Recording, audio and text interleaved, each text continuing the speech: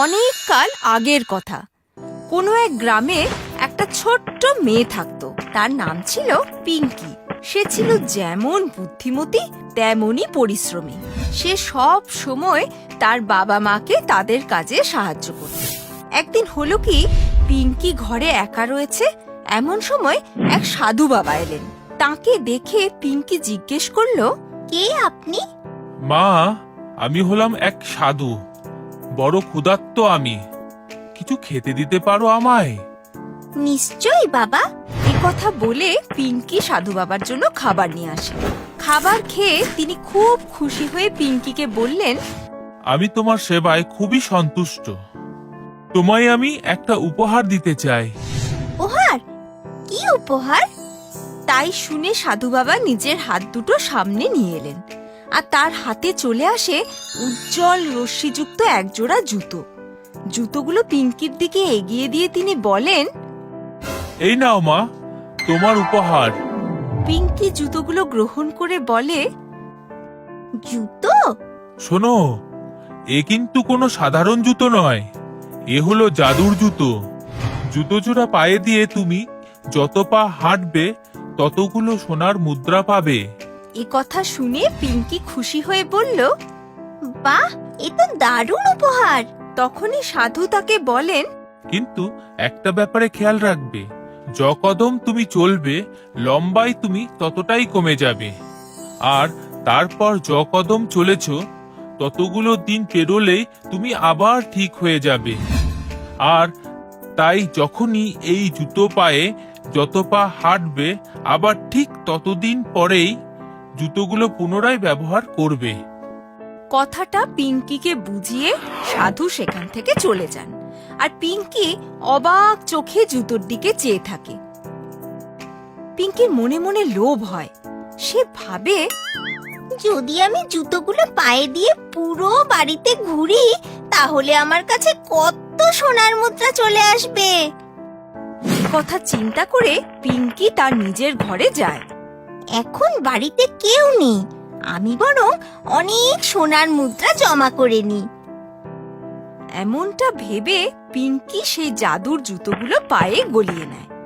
4 পা হাঁটার পরে সাধুর কথাগুলো তার মাথায় আসে যে যত পা হাঁটবে দৈর্ঘ্যে ততটাই ছোট হয়ে যাবে। কিন্তু তাও সে ভাবে, লম্বা হওয়ার দিন তো আর আমার চলে যাচ্ছে না, এখন একটু ছোট হয়ে গেলেও কোনো ক্ষতি নেই। এমনটা চিন্তা করে পিঙ্কি জুতোগুলো পরে নিজের ঘরে ঘুরে বেড়াতে লাগলো। বেশ কিছুক্ষণ সে ঘুরলো। ঘুরতে ঘুরতে খানিকক্ষণ পর যখন সে ক্লান্ত হয়ে পড়লো তখন থামলো এবং চিন্তা করলো, অনেকক্ষণ ধরে হাঁটছি, সোনার মুদ্রাও অনেক জড়ো হয়েছে, এবার একটু বিশ্রাম করে নি। এমনটা ভেবে পিঙ্কি যেই না তার খাটের কাছে পৌঁছয় সে দেখে এখন আর সে খাটে উঠতে পারবে না, কারণ এখন সে ইঁদুরের মতো ছোট্ট হয়ে গেছে। আর এখন তার বিছানা তার থেকে অনেক অনেক উঁচুতে। পিঙ্কি এবার পস্তাতে লাগলো আর জোরে জোরে কাঁদতে লাগলো। সে নিজের ভুল বুঝতে পারল, কিন্তু তখন আর কিছুই করার ছিল না।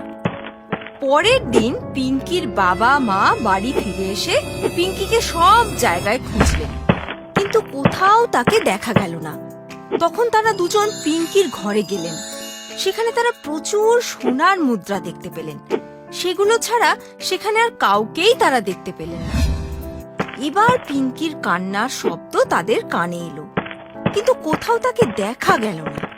কিছুক্ষণ খোঁজার পর বাবা মা পিঙ্কিকে সেই ঘরেরই এক কোণে বসে কাঁদতে দেখলেন। তাই দেখে তারা ভারী অবাক হয়ে গেলেন। তাকে সেখান থেকে উঠিয়ে নিজেদের সঙ্গে নিয়ে গেলেন। তাদের মেয়েকে এই অবস্থায় দেখে তারা খুব দুঃখ পেলেন। এবার পিঙ্কি তাদের সব কথা বলে। সবকিছু শুনে তার বাবা তাকে বোঝান যে লোভ খুব খারাপ জিনিস। পিঙ্কি এখন বুঝতে পারে যে লোভ সবসময় ক্ষতি ডেকে আনে। এরপর পিঙ্কির মা বাবা সেই সাধুকে খুঁজে বের করেন যিনি পিঙ্কিকে জাদুর জুতো দিয়েছিলেন। সাধু পিঙ্কির ঠিক হয়ে যাওয়ার উপায় বলে দেন। জুতোগুলোকে ভিন্ন ভিন্ন নদীতে ভাসিয়ে দিলেই সব জাদুর অবসান হবে আর পিঙ্কি আবার আগের মতো হয়ে যাবে। জাদু থেকে পাওয়া সোনার মুদ্রা আপনারা রাখতে পারেন, যাতে আপনাদেরও দারিদ্র্য ঘুচে যাবে। পরের দিনই পিঙ্কি ওর বাবা মায়ের সাথে গিয়ে জুতোগুলোকে নদীতে ফেলে দেয়। তাহলে এই গল্প থেকে আমরা এটাই শিখলাম যে আমাদের সব সময় সব কাজ ভেবেচিন্তে করা উচিত, কারণ লোভের কোনো শেষ নেই, কিন্তু লোভ আমাদের শেষ ডেকে আনে।